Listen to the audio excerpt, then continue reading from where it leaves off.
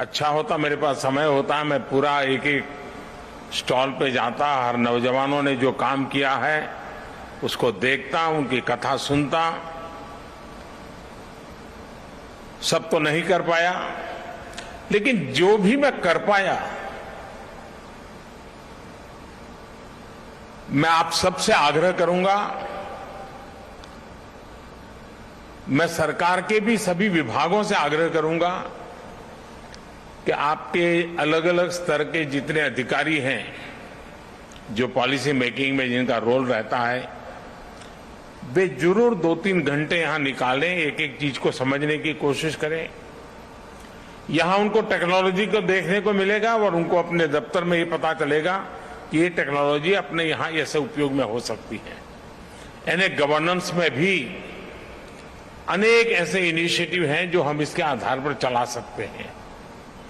लेकिन मैं वाकई मैं कहता हूं कि मेरे लिए एक बहुत ही सुखद अनुभव रहा आज, और भारत के नौजवान, और मैं हैरान, खुशी इस बात की होती थी कि जिन जिन स्टॉल पे गया तो वो बड़े गर्व से कहता था, साहब ये मेक इन इंडिया है, ये सब हमने बनाया है।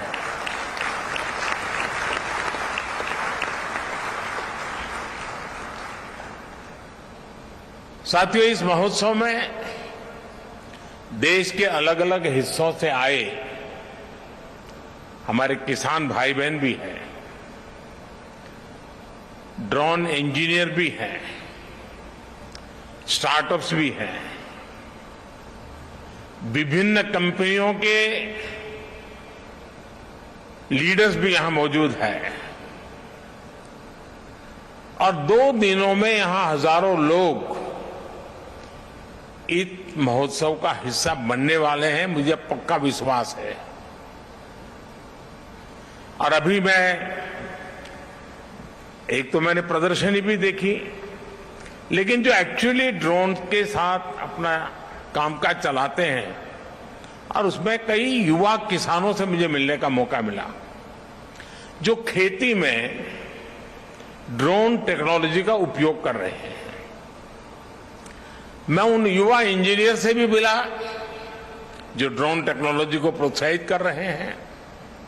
आज 150 ड्रोन पायलट सर्टिफिकेट भी यहां दिए गए हैं। मैं इन सभी ड्रोन पायलट्स को और इस काम में जुड़े हुए सभी को अनेक अनेक शुभकामनाएं देता हूं।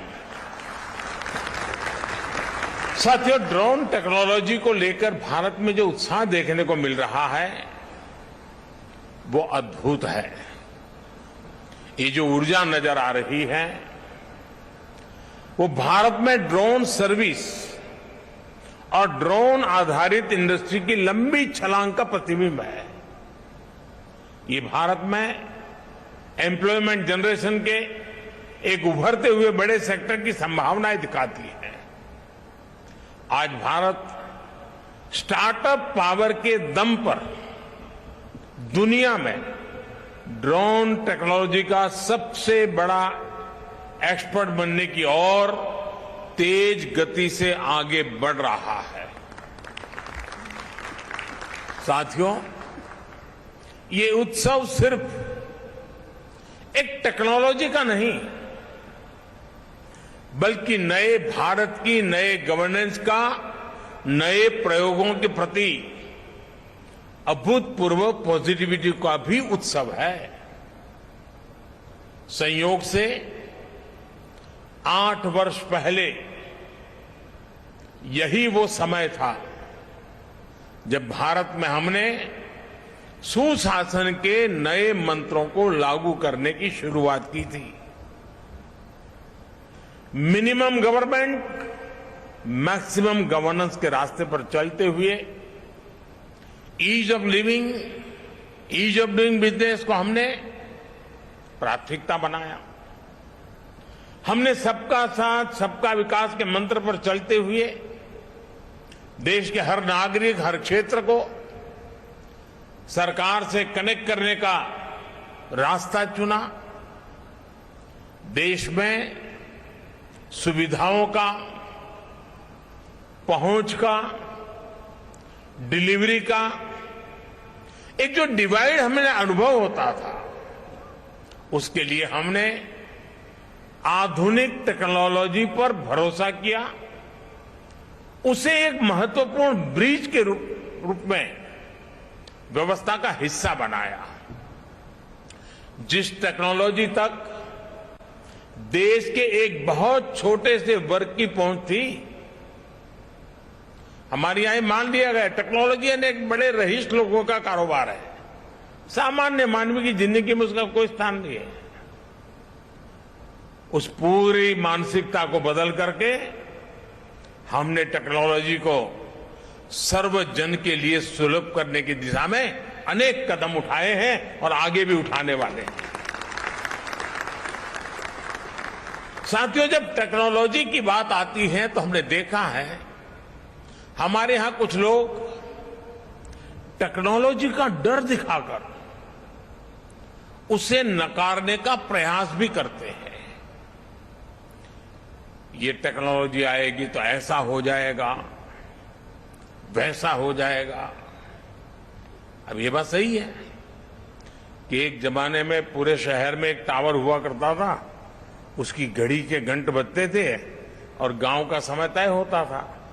तब किसने सोचा था कि हर गले हर एक की कलाई पे घड़ी लगेगी? तो जब परिवर्तन आया होगा तो उनको भी अजूबा लगा होगा। और आज भी कुछ लोग होंगे जिनको मन करता होगा हम भी गांव में एक टावर बना दें और वहां भी एक बड़ी घड़ी लगा दें। किसी जमाने में उपयोगी होगा। यानी जो बदलाव होता है, उस बदलाव के साथ हमें अपने को बदलना, व्यवस्थाओं को बदलना, तभी प्रगति संभव होती है। हमने हाल ही में कोरोना वैक्सीन के दौरान भी बहुत अनुभव किया है।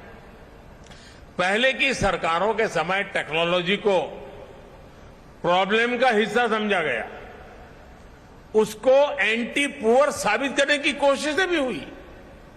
इस कारण 2014 से पहले गवर्नेंस में टेक्नोलॉजी के उपयोग को लेकर एक प्रकार से उदासीनता का ही वातावरण रहा। किसी ने इक्के दुक्के व्यक्ति ने अपनी रुचि के अनुसार कर लिया तो कर लिया, व्यवस्था का स्वभाव नहीं बना। इसका सबसे अधिक नुकसान देश के गरीब को हुआ है, देश के वंचित को हुआ है, देश के मिडिल क्लास को हुआ है, और जो एस्पिरेशंस के जज्बे से भरे हुए लोग थे उनको निराशा की गर्त में जिंदगी गुजारने के लिए मजबूर होना पड़ा है। साथियों, हम इस बात का इनकार नहीं करते कि नई टेक्नोलॉजी डिसरप्शन लाती है, वो नए माध्यम खोजती है, वो नए अध्याय लिखती है, वो नए रास्ते, नई व्यवस्था भी बनाती है। हम सभी ने वो दौर देखा है कि जीवन से जुड़े कितने ही आसान विषयों को कितना मुश्किल बना दिया गया था। मुझे नहीं पता कि आप में से कितने लोगों ने बचपन में राशन की दुकान पर अनाज के लिए, केरोसिन के लिए, चीनी के लिए लाइन लगाई होगी। लेकिन एक समय ऐसा था कि घंटों इसी काम में लाइन में लगे हुए गुजर जाते थे।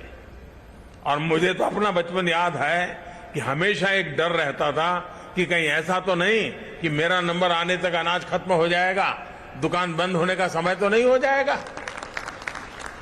ये डर 7-8 साल पहले हर गरीब के जीवन में रहा ही रहा होगा।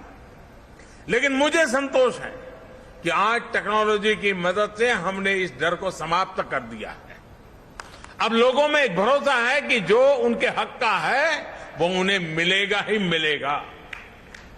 टेक्नोलॉजी ने लास्ट माइल डिलीवरी को सुनिश्चित करने में, सैचुरेशन के विजन को आगे बढ़ाने में बहुत बड़ी मदद की है। और मैं जानता हूं कि हम इसी गति से आगे बढ़कर अंत्योदय के लक्ष्य को प्राप्त कर सकते हैं। बीते 7-8 वर्षों का अनुभव मेरा विश्वास और मजबूत करता है मेरा भरोसा बढ़ता जा रहा है। जनधन, आधार और मोबाइल की त्रिशक्ति जैम, इस ट्रिनिटी की वजह से आज हम देश भर में पूरी पारदर्शिता के साथ गरीब को उसके हक की चीजें, जैसे राशन जैसी बातें, हम पहुंचा पा रहे हैं। इस महामारी के दौरान भी हमने 80 करोड़ गरीबों को मुफ्त राशन सुनिश्चित किया है। साथियों, ये हमारे टेक्नोलॉजी सॉल्यूशन की करेक्टली डिजाइन करने, एफिशिएंटली डेवलप करने और प्रॉपरली इंप्लीमेंट करने की शक्ति है कि आज भारत दुनिया का सबसे बड़ा वैक्सीनेशन अभियान सफलता से चला रहा है। आज देश ने जो रॉबर्ट्स यूपीआई फ्रेमवर्क डेवलप किया है, उसकी मदद से लाखों करोड़ रुपए गरीब के बैंक खाते में सीधे ट्रांसफर हो रहे हैं। महिलाओं को, किसानों को, विद्यार्थियों को अब सीधे सरकार से मदद मिल रही है। 21वीं सदी के नए भारत में, युवा भारत में, हमने देश को नई स्ट्रेंथ देने के लिए, स्पीड और स्केल देने के लिए टेक्नोलॉजी को अहम टूल बनाया है। आज हम टेक्नोलॉजी से जुड़े सही सॉल्यूशन डेवलप कर रहे हैं और उनको स्केल अप करने का कौशल भी हमने विकसित किया है।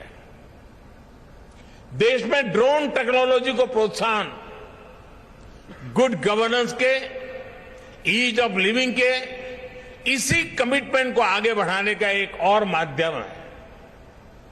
ड्रोन के रूप में हमारे पास एक और ऐसा स्मार्ट टूल आ गया है जो बहुत जल्द सामान्य से सामान्य भारतीय के जीवन का हिस्सा बनने जा रहा है।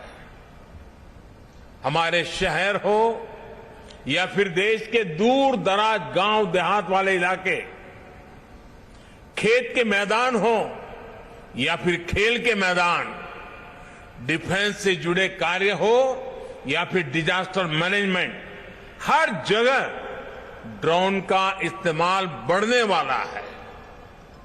इसी तरह टूरिज्म सेक्टर हो, मीडिया हो, फिल्म इंडस्ट्री हो, ड्रोन इन क्षेत्रों में क्वालिटी और कंटेंट दोनों को बढ़ाने में मदद करेगा। अभी जितना इस्तेमाल हो रहा है ड्रोन का, उससे कहीं ज्यादा इस्तेमाल हम आने वाले दिनों में देखने वाले हैं।